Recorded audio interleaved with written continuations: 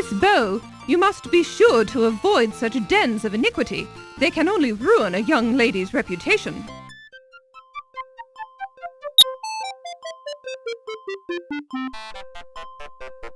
New York is simply charming, Miss Bow.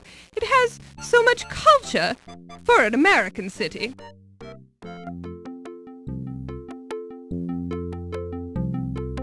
I think the Lion Decker is simply divine, don't you?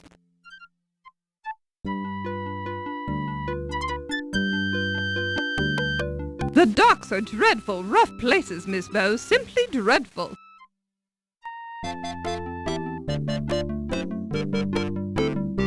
Oh, heavens, my dear, my laundry is done by my maids.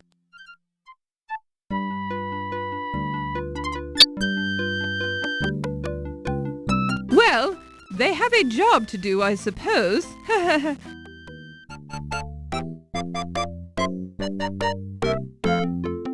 I'm afraid I haven't read your newspaper, dear girl. I try to avoid the news.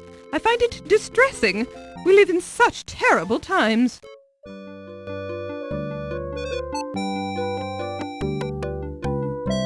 I haven't had the pleasure of meeting him, but he sounds simply charming. I imagine a man who runs a newspaper must be quite wealthy,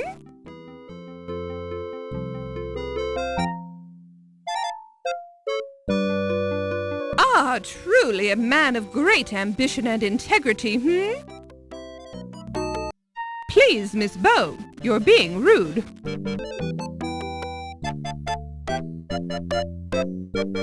Dr. Carrington?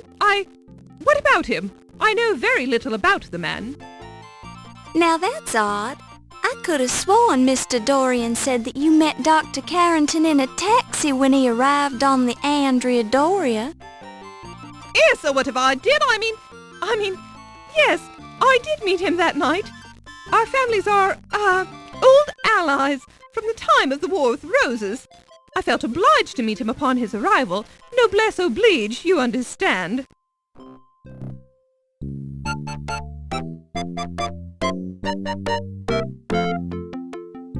Well, to tell you the truth, dear girl, I find him to be a crude, uncultured ruffian.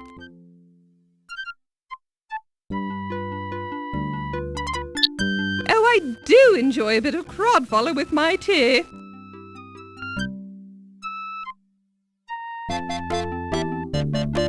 I'm sure I've never met him, Miss Bow.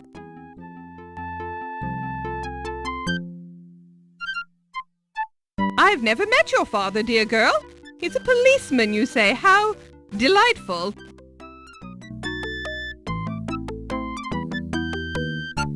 He seems a perfectly dreadful little fellow. Let's not discuss him.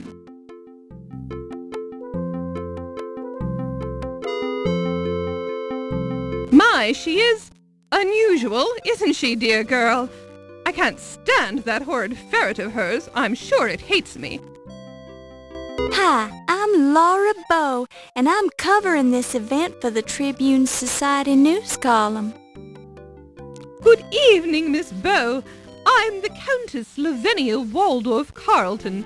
Please be sure to spell my name right in your story.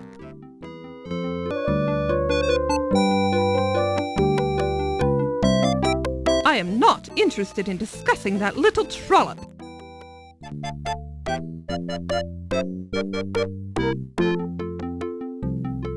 Oh, Mr. Heimlich is simply dreadful. I think his tiny taste of authority has gone to his little head. Don't you, Miss Bow?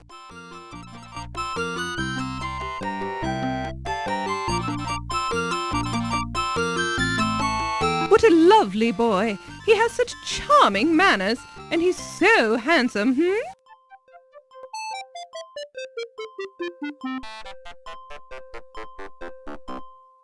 Why, that's me, silly child. Countess Lavinia Waldorf Carleton.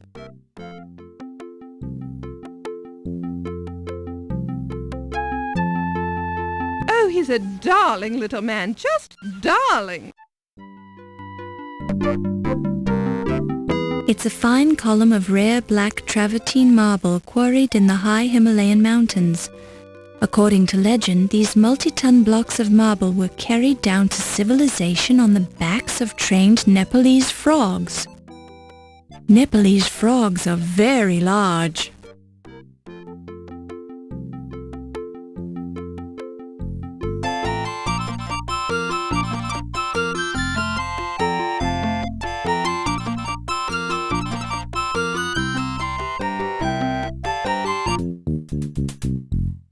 Back to the Rotunda, Fräulein. The rest of the museum is off limits. Und you are spooking their mastodons.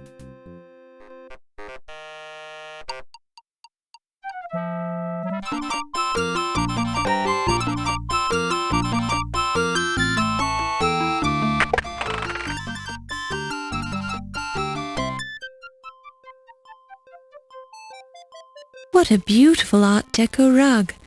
You almost hate to walk on it.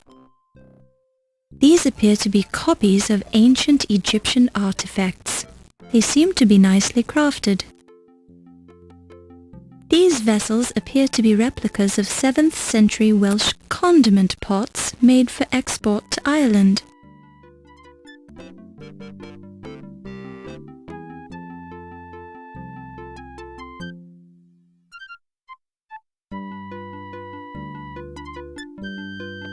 It's a painting of the pharaoh Uba Spamerton hunting geese in the springtime with his hounds and his son, Niet.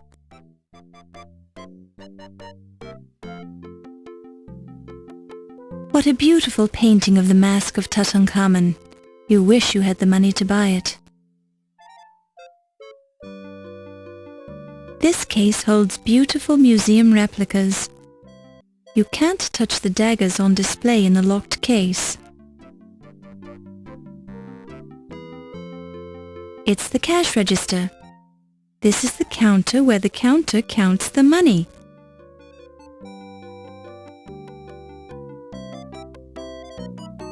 They appear to be broken pots of some kind, probably authentic artifacts. Or maybe someone just dropped them. Laura, you'd never steal. Nice weave. This is a replica of the pottery made by the Wheeze Neck Indians of southern Ontario. All their pottery was purple because they believed that moose are terrified by purple things. They used to set the purple pots all around their campsites to ward off potential attacks by angry moose. It didn't work.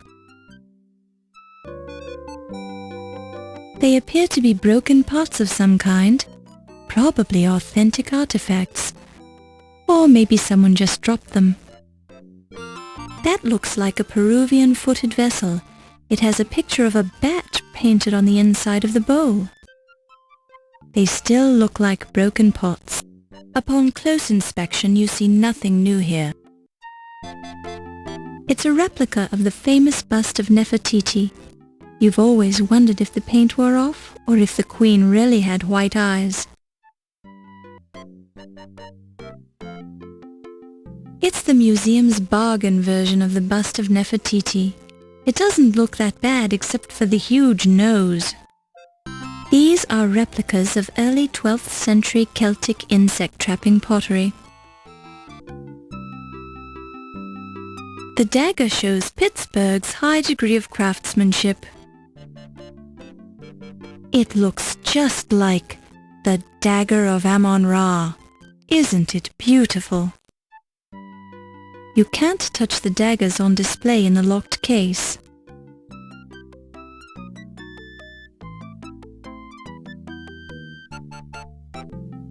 On each piece, you can see a tiny stamp that says, "Faux Egyptian artifacts, crafted with care by Hakim Rashad Hassan Ali Bozorg and Sons."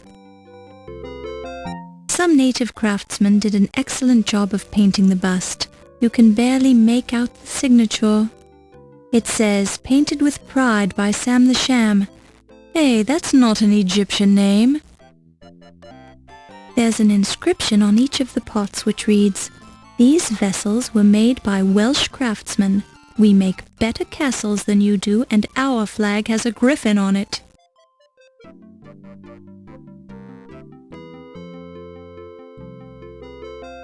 The dagger shows a high degree of craftsmanship.